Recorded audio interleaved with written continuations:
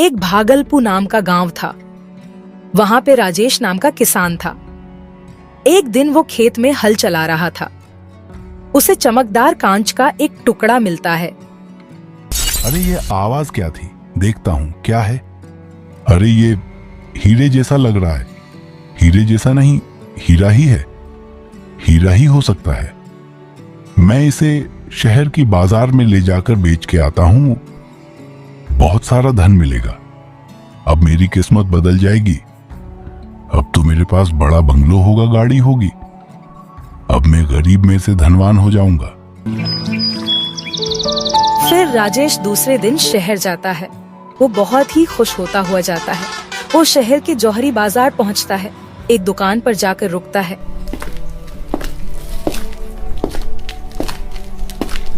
जी भाई साहब, कहिए, मैं आपकी क्या मदद कर सकता हूँ?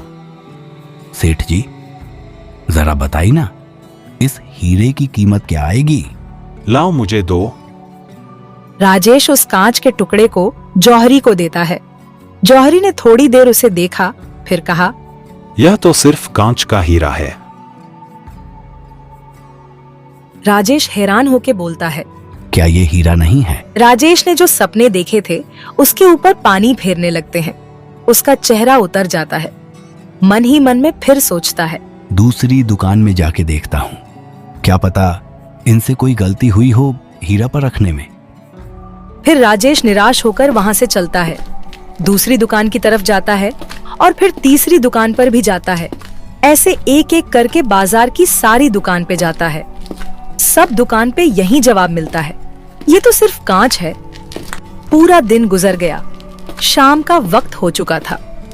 राजेश निराश होकर वापस गांव जाने की सोच रहा था। तभी एक आवाज आई। कोने में एक दुकान थी, वहां से, सुनो बेटा, यहाँ आओ तो।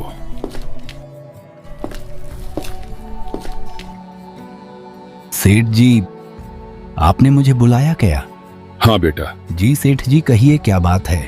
बेटा, मैंने तुम्हें सुबह आते समय देखा था। जब तुम बाजार आए थे तभी बहुत खुश दिखाई दे रहे थे। अब तुम्हारा चेहरा उदास क्यों है? कुछ नहीं सेठ जी, मेरी किस्मत ही खराब है। मुझे गांव जाने वाली आखिरी बस पकड़नी है, वरना वो भी चली गई तो पैदल जाना पड़ेगा। सेठ जी ने जोर देकर पूछा, बेटा मुझे बताओ, परेशानी क्या है? फिर राजेश अपनी पूरी कहानी सुनाता है।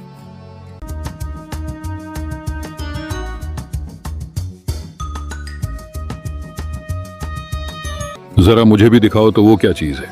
मैं भी तो देखूं। ये लो, आप भी देख लो। आप भी यही बोलेंगे, बाकी सबने बताया है। बेटा मुझे पहले देखने तो दे। ठीक है सेठ जी, आप भी देख लो और आप भी अपने मन की तसल्ली पूरी कर लो। राजेश उस कांच के टुकड़े को सेठ जी को देता है। सेठ जी ने टुकड़े को ध्यान से देखा और मुस्कुराकर बोले, बेटा ये कांच नहीं, असली हीरा है। राजेश हैरान होकर बोला, क्या कहा आपने?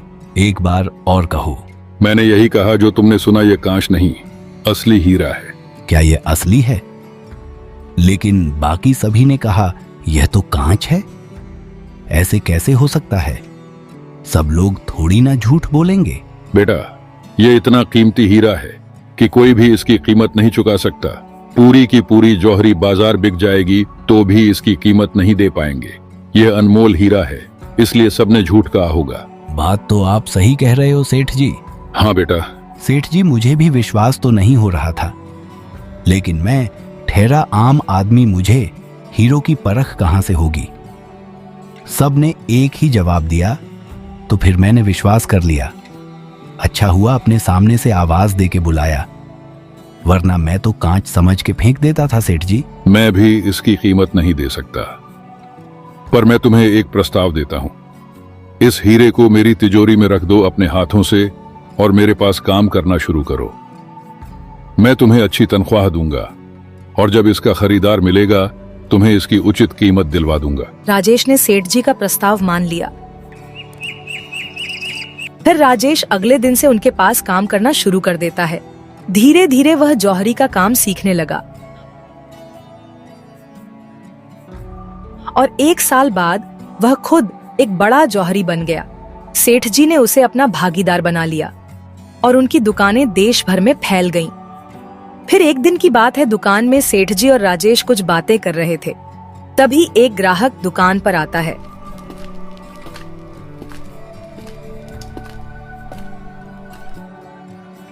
सेठ जी, मुझे हीरा बेचना है, इसकी कीमत कितनी आएगी? बेटा राजेश, देखो तो ये भाई साहब क्या कह रहे हैं।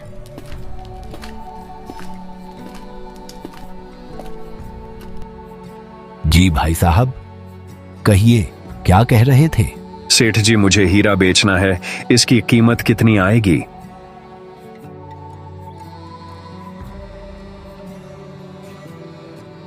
भाई साहब, ये हीरा 1,00,000 रुपये का है। तभी सेठ जी जानबूझकर बोलते हैं, बीच में टोकते हुए, बेटा मुझे दिखाना तो। राजेश सेठ जी को हीरा देता है। सेठ जी हीरा देखते हैं। देखने के बाद फिर बोले, बेटा ध्यान से देखो, यह हीरा सिर्फ 10,000 का है। अगर तुम परखने में ऐसे ही भूल करोगे तो अपनी दुकान का एक दिन दिवाला निकल जाएगा। ध्यान रखो बेटा। राजेश ने दृढ़ता से जवाब दिया, सेठ जी, आपने ही मुझे सिखाया है। सच बोलना जौहरी की असली पहचान है। इस हीरे की कीमत 1,00,000 रुपए है और मैं झूठ नहीं बोलूंगा। सेठ जी मुस्कुराए और बोले, वाह बेटा, अब तुम असली जौहरी बन गए हो। ग्राहक हीरा बेच के चला जाता है। अब सेठ जी राजेश को बोलते हैं, बेटा राजेश, अब तिजोरी से वो हीरा निकालो जो सालों पहले तुमने यहाँ रखा था। आज उसका समय आ गया है उसकी कीमत देने का। आज खुद तुम उसकी कीमत लगाओ। अब मैं उसकी कीमत देने के लिए तैयार हूँ।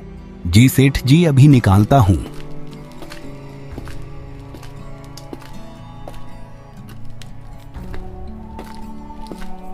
राजेश मन ही मन में सोच के खुश होने लगा, क्योंकि सालों बाद उसके हीरे की कीमत मिलने वाली थी। राजेश ने तिजोरी से वह चमकदार टुकड़ा निकाला और ध्यान से परखा। जैसे जैसे वह उसे देखता गया, आंखों से आंसू बहने लगे। बेटा क्या हुआ, तुम रो क्यों रहे हो? सेठ जी, यह तो कांच का टुकड़ा है, हीरा नहीं। सेठ जी मुस्कुराकर बोले, बेटा मुझे पहले से पता था कि यह हीरा नहीं कांच का टुकड़ा है। सेठ जी, आपने उस दिन झूठ क्यों बोला? कांच नहीं हीरा है। लेकिन उस दिन अगर मैं सच बोलता तो तुम यहाँ तक नहीं पहुँचते।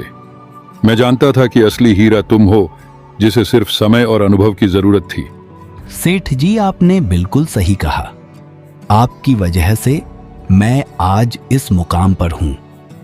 आज जो कुछ भी हूं, मैं सब आपकी कृपा की वजह से हूं। बेटा तुम भी अपनी सच्चाई और मेहनत से इस मुकाम पे पहुंचे हो, इसलिए तुम ही असली हीरा हो। बेटा असली हीरा व्यक्ति की काबिलियत और सच्चाई में छुपा होता है, न कि चीजों में। अगर सही दिशा और प्रेरणा मिले तो हर इंसान अपनी किस्मत बदल सकता है। जीवन में हर संघर्ष हमें मजबूत और अनुभवी बनाता है। जी सेठ जी, मैं आपकी दी हुई सीख हमेशा याद रखूंगा। इस कहानी का मुख्य पात्र राजेश हमें सिखाता है कि सच्चाई, मेहनत और धैर्य से ही सफलता मिलती है।